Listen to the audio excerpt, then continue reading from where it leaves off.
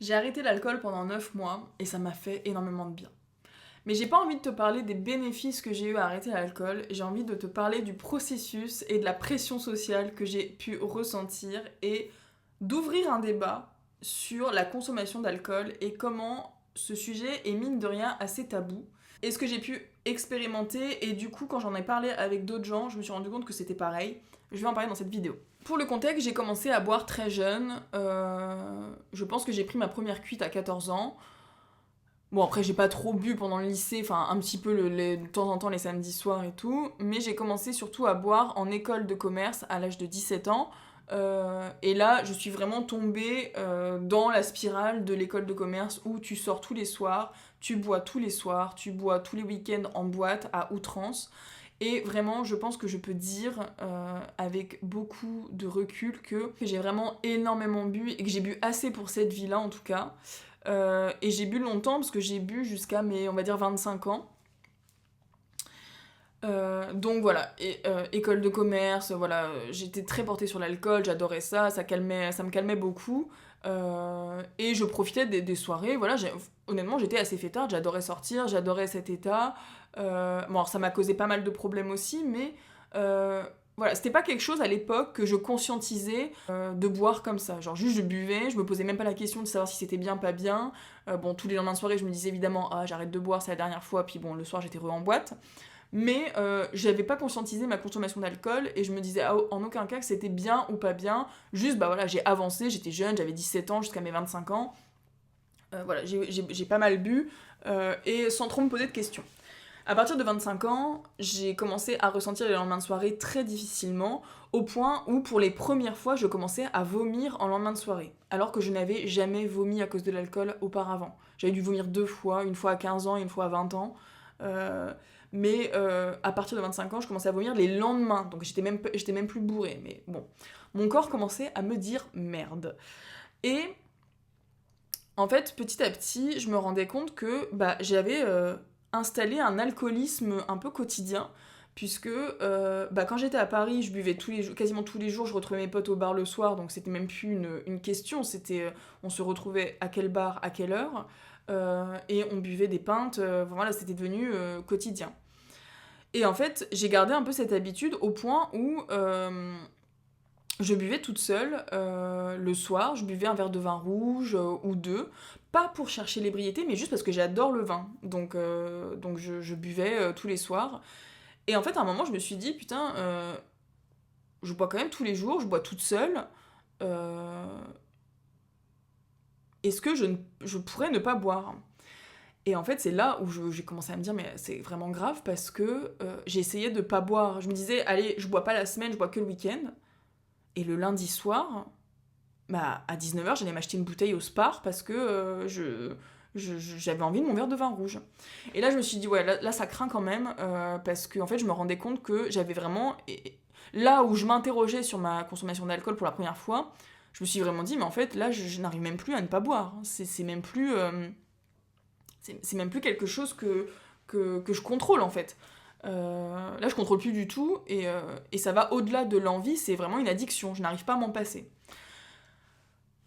Et là, je me suis dit, ça craint un peu quand même. Donc, j'ai essayé plusieurs fois d'arrêter de boire la semaine, de boire que le week-end, etc. J'avais quand même réduit, même carrément enlevé les grosses soirées le week-end parce que je ne pouvais plus physiquement. Mon corps ne supportait plus l'alcool, littéralement.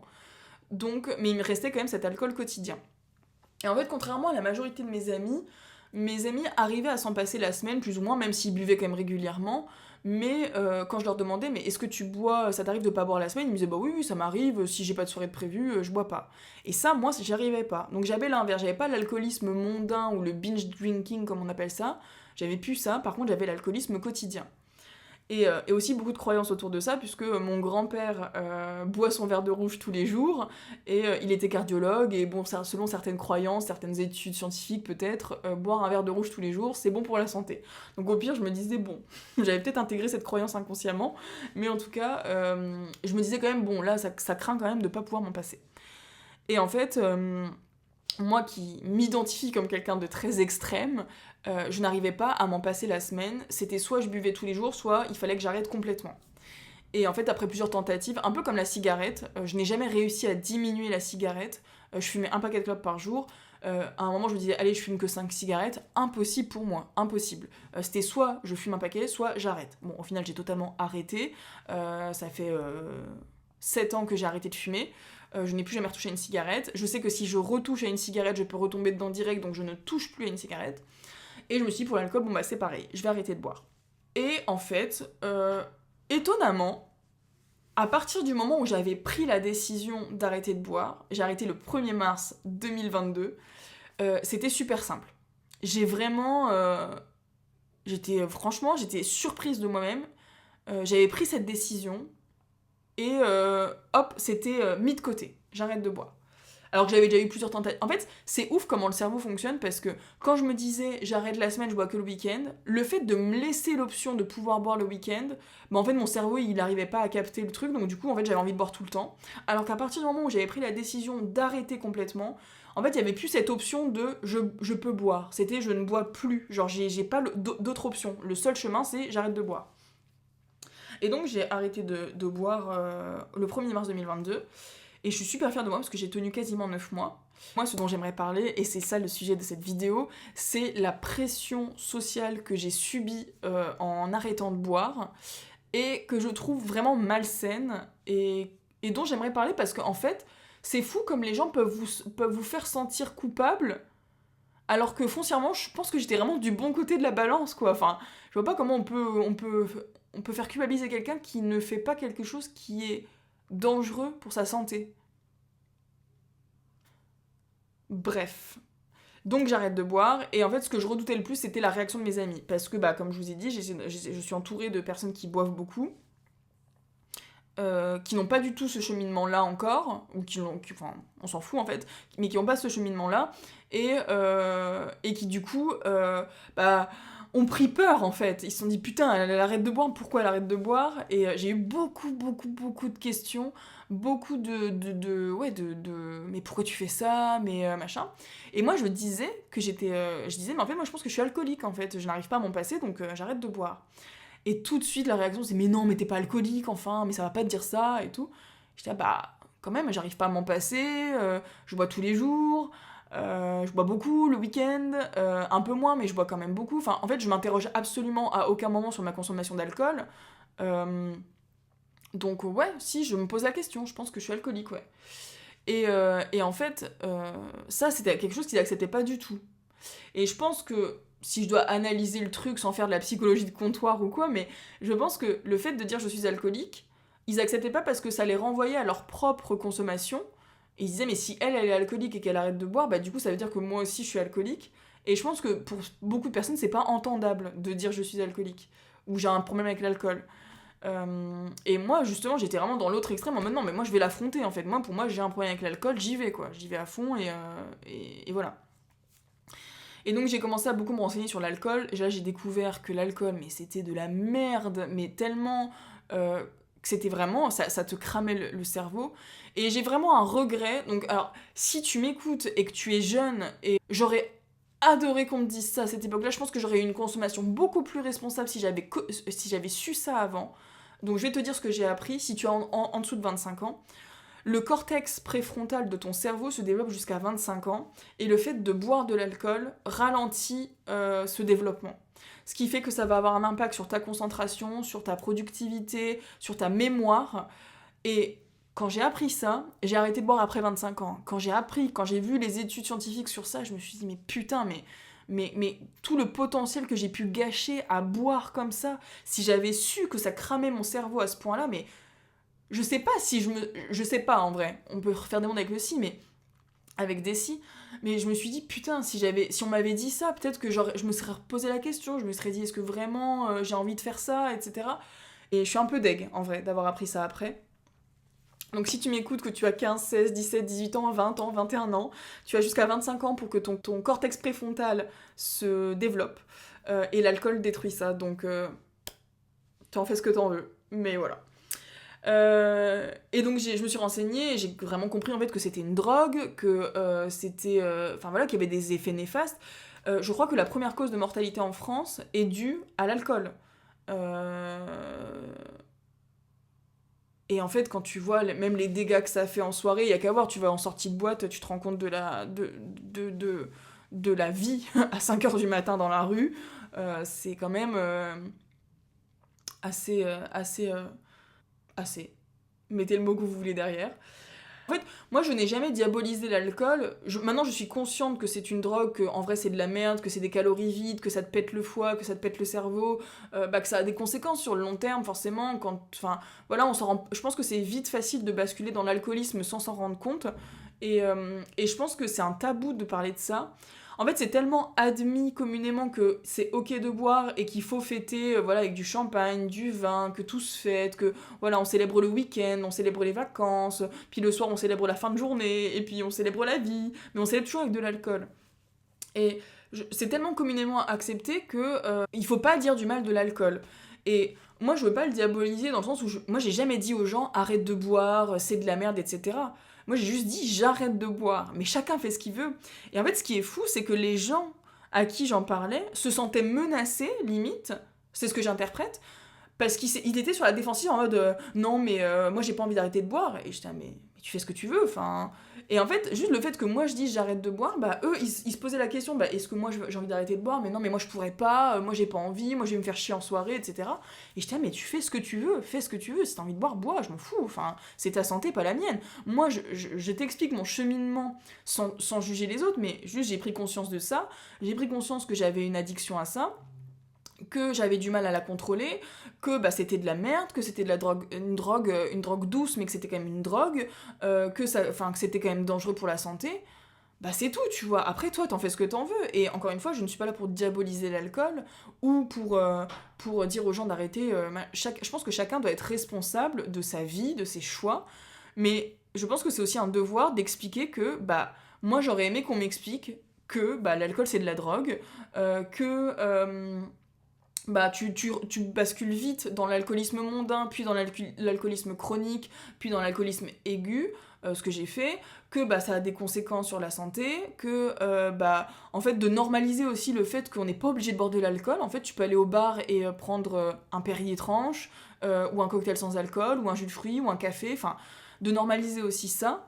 Et voilà, j'aimerais qu'en fait il y ait plus d'équilibre à travers ça. Là aujourd'hui j'apprends à avoir une consommation un peu plus modérée, j'essaie vraiment parce que je sais que je bascule vite dans l'alcoolisme où je bois tous les jours, enfin j'ai toujours une raison de boire en fait, surtout que ironie du sort c'est que mon conjoint travaille dans la bière et la bière est l'un de mes alcools favoris, enfin j'adore la bière en fait, enfin putain une bonne Pietra là, trop bon. Bref, et du coup pour parler un peu de la pression sociale que j'ai subie, euh, on m'a dit que j'étais psychorigide, que j'étais pas drôle. Ah bah t'es moins drôle depuis que tu bois plus. Ah bah tu rentres déjà, la soirée est terminée pour toi. Et du coup j'ai repris un peu en 2023, mais j'ai vraiment essayé de faire ça modérément. En 2023 j'ai fait un mois sans alcool au mois d'octobre. Je voulais faire un mois sans alcool au mois d'octobre, sauf que mes amis n'ont pas accepté ça. Et en fait, bah, c'est toujours des petites réflexions. Alors c'est pas, ils vont pas te mettre le verre au goulot, mais ils vont te dire ah ouais mais t'es psychorigide, mais arrête, mais vas-y on peut fêter ça, allez bah bois un petit verre de champagne, c'est rien, etc. C'est toujours le fait de minimiser en fait. Et tu sais toi t'es là, t'as tes convictions, t'as envie de te prouver des choses, t'as envie d'être fier de toi, tu t'es fixé un objectif, t'as envie de le tenir. Et puis en fait on vient te dire en gros ouais bah, en fait on s'en fout de ton objectif, c'est de la merde, genre non mais bois on s'en fout quoi. Mais en fait c'est pas important pour toi mais pour moi ça l'est. Et bref, j'ai cédé et je m'en veux pas parce que, encore une fois, je prends vraiment la responsabilité et je me dis, bon, en vrai, j'avais quand même envie de boire ce verre, mais c'est chiant quoi. Tu te dis, putain, tu peux pas boire, tu peux pas te fixer un objectif sans qu'il y ait quelqu'un qui vienne, tu sais, te foutre dedans quoi. Et je trouve ça vraiment dommage avec l'alcool. Donc, 3 conseils que j'aimerais donner si tu es dans un objectif particulièrement pour l'alcool, c'est 3 leçons que j'en tire. Soit vous annoncez vos objectifs en amont et vous expliquez en disant voilà... En fait voilà, c'est la communication qui est importante. Première chose que je ferais, c'est de dire voilà... Parce que de toute façon vous aurez des questions. Si vous avez l'habitude de boire avec vos potes, vous arrivez en soirée et que vous êtes avec un jus de fruits, il y aura forcément des questions. Moi on croyait que j'étais enceinte. Bah elle est enceinte. Non, elle a juste décidé d'arrêter de... Ah putain les gens sont graves. Donc... Premier truc, c'est de l'annoncer et d'expliquer à vos proches. Mais de l'expliquer vraiment fermement, mais avec des explications, en disant voilà, j'ai décidé d'arrêter de... Moi, c'est comme ça que je le ferai. J'ai décidé d'arrêter de boire, là, j'entame ça, c'est important pour moi. Je sais que toi, je te demande pas d'arrêter de boire, par contre, j'aimerais que, vu que c'est un sujet pour moi qui est important et que je peux vite reflancher, j'aimerais que ce soit vraiment ok pour toi et que j'ai pas des réflexions de pourquoi, je peux t'expliquer pourquoi j'arrête de boire, mais j'aimerais vraiment qu'en soirée, voilà, tu me tentes pas et que ce soit clair pour toi, pour moi. Est-ce que c'est ok pour vous, quoi. La personne, normalement, elle est censée vous dire, bah oui, ok, machin, mais vraiment vous assurer de ça, parce que par exemple, moi je me suis pris la tête avec des potes parce qu'ils ne respectaient pas ça, et à un moment j'ai dit, bon, est-ce que vous pouvez respecter ça? Est-ce que c'est... si c'est pas ok pour vous, moi juste j'arrête de sortir avec vous, et y a pas de souci pour ça, y a aucun souci, mais dites-le moi, parce que j'ai pas envie d'être confrontée à chaque soirée à ces réflexions, à tu veux un verre, allez prends un verre, etc. Alors que j'ai prévenu à l'avance que je ne voulais pas boire. Et finalement, c'est comme ça que j'ai réussi, qu'on a réussi ensemble à trouver des solutions et à ce qu'ils arrêtent de me faire chier sur ça.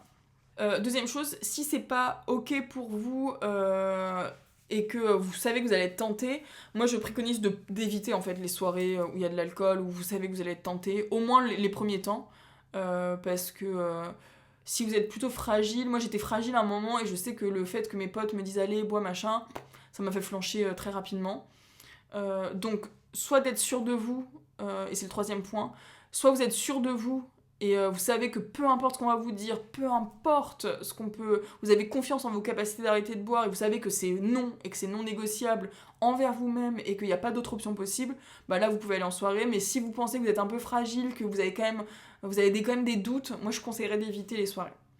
Donc annoncer et communiquer, expliquer, bien faire comprendre à la personne en face que c'est votre choix, que la personne le respecte.